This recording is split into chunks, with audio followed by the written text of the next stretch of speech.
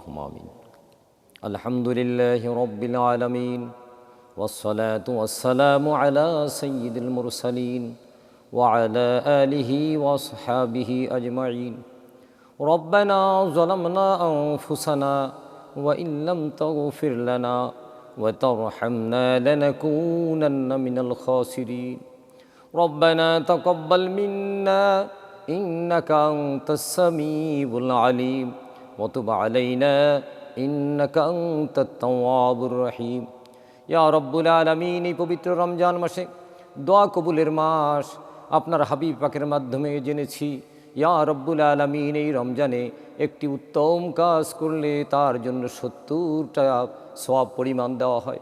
আপনি আমাদের দোয়াখানিকে কবুল করে নিন। এই রমজান মাসের বরকত, এই রমজান মাসের রহমত আপনি আমাদের উপরে নাজিল করুন ইয়া রব্বুল আলামিন। আপনি বলছেন শাহরু রমাদান আল্লাযী উনজিলা ফীহিল কুরআন, এই মাস হচ্ছে কোরআন নাজিলের মাস।